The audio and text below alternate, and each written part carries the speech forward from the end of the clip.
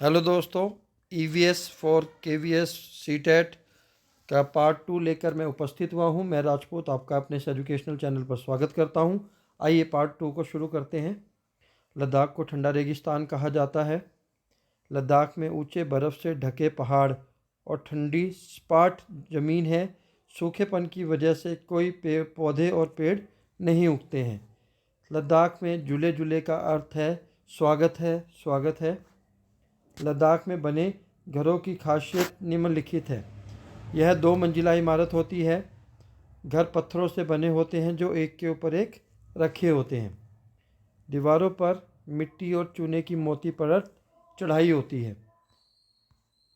मोटी दीवारें, लकड़ी का फर्श और लकड़ी की छत लद्दाख के लोगों को ठंड से बचाती हैं। छतों को मजबूत बनाने के लिए घने पेड़ के तनों का उपयोग किया जाता है। लद्दाख में लाल मिर्च, नारंगी कद्दू और सुनहरी पीली मक्का पाई जाती है। चांगपा पहाड़ों पर रहने वाली जनजाति है जिसमें लगभग 5,000 लोग हैं। चांगपा लोग ही अपनी बकरियों से पश्मीना शॉल बनाने के लिए प्रसिद्ध है। यह लोग बहुत ही कठिन परिस्थितियों में ऊंचे पहाड़ों पर रहते हैं। चांगपा अपना सब कुछ अपने घोड़ों और याक पर लेकर जाते हैं। यह लोग अपने तंबू को रेबो कहते हैं।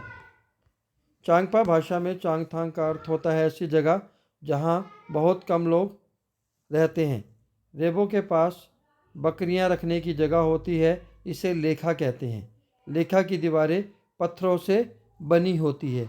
रेबो किसे कहते हैं? जो पहाड़ी लोग तंबू बनाते हैं उसको क्या कहते हैं? रेबो। और रेबो के पास जो जगह होती है जहाँ वो भेड़ बकरियों को रखते हैं उसको क्या कहते हैं?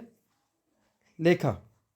कश्मीरी लोग अपने घरों में रोटियां नहीं पकाते, वह बेकरियों से खरीदते हैं। पश्मीना शॉल में 6 स्वेटरों के बराबर गर्मी होती है। 26 जनवरी 2001 को गुजरात के कच्छ क्षेत्र में भूकंप आया था। हॉट ब्लू कोल्ड, यह कहानी भारत के पूर्व राष्ट्रपति डॉक्टर जाकिर हुसैन ने लिखी है। स्टेथोस्कोप का उपयोग हमारे दिल की धड़कनों को सुनने के लिए किया जाता है। भीमराव अंबेडकर महाराष्ट्र के गोरेगांव के रहने वाले थे। बाबा साहेब अंबेडकर के नेतृत्व में भारतीय संविधान तैयार किया गया था। भारतीय संविधान को बनने में कितना समय लगा था? 2 साल 11 महीने 18 दिन। विक्टोरिया टर्मिनस स्टेशन मुंबई में है। बच्चों का खान खेल का मैदान मुंबई में एक कोच मुस्तफ़ा खान के नाम पर है। फांदली दीवार अध्याय समाज द्वारा बनाई गई लैंगिक दीवार को फांदने के बारे में है। बनगांव गुजरात में है। पुराने समय में अच्छे बीजों को मिट्टी में लिपटी सूखी लौकी में रखा जाता था। नीम की पत्तियां बीजों को कीड़े से बचाती हैं। उंडिया एक प्रकार की सब्जी है जिसे अंगारों के बीच बर्तन को उल्टा रख कर बनाया जाता है। उंडिया का अर्थ गुजराती में उल्टा होता है। एक ही फसल को बार बार उगाने और इतने सारे रसायनों के प्रयोग से भूमि अनुपजाऊ हो जाती है। मिट्टी के सूख जाने पर क्रोटन के पौधे संकेत देते हैं। कैसे संकेत देते हैं? क्रोटन की पत्तियां झुककर मुरझा जाती हैं। इससे पता चलता है कि मिट्टी की ऊपरी परत सूख चुकी है। कुदुक झारखंड में आदिवासी लोगों का एक समुदाय है। कुडुक भाषा में तोरंग का अर्थ जंगल होता है। वन का अधिकार नियम 2007 में बनाया गया था। झूम की खेती एक फसल काटने के बाद ज़मीन को कुछ वर्षों के लिए वैसे छोड़ दिया जाता है, वहाँ कुछ भी नहीं उगाया जाता है। उस भूमि पर उगने वाले खरपतवारों को भी नहीं निकाला जाता है, इन्हें काटकर जला दिया जाता है और राख उस भूमि को क्या बना देती है? उपजाऊ बनाती है। और जब भूमि खेती के लिए तैयार होती है तो उसे हल्का खोदा जाता है, जोता नहीं जाता है। मिज़ोरम की मुख्य फसल चावल है। झूम की खेती कहाँ होती है? मिज़ोरम में होती है। जो फसल पक जाती है तो लोग जश्न मनाते हैं।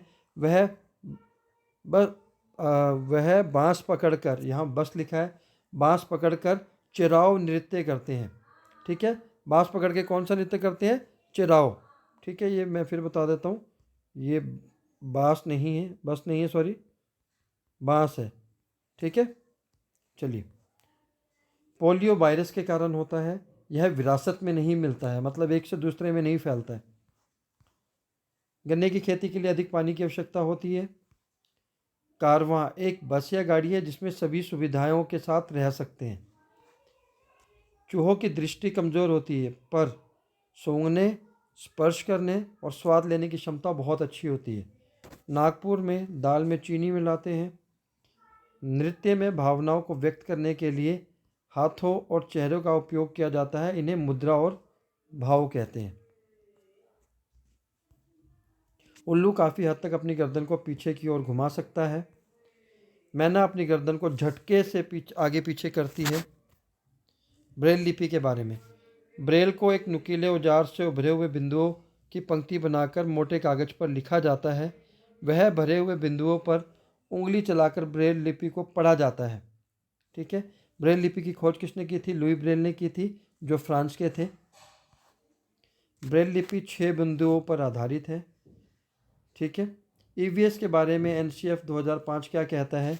इसकी मुख्य 6 थीम है: परिवार और दोस्त, भोजन, पानी, आश्रय, यात्रा करना, चीज़ें जो हम बनाते हैं और करते हैं। तो ये 6 थीमें हैं। तो ये था भाग 2। प्यारे दोस्तों, आशा करता हूँ आपको अच्छा लगा होगा। भाग 3 भी हम लेके आएंगे, जिसके अंदर जो चीज़ें अभी तक ईवीएस की केवीएस पीआरटी के एग्ज़ाम से रिलेटेड रहती हैं या सीटेट से रिलेटेड रहती हैं, उसको भी हम जल्द से जल्द लेकर आएंगे। अगर आपको ये वीडियो पसंद आया तो लाइक, शेयर और कमेंट करना ना भूलें।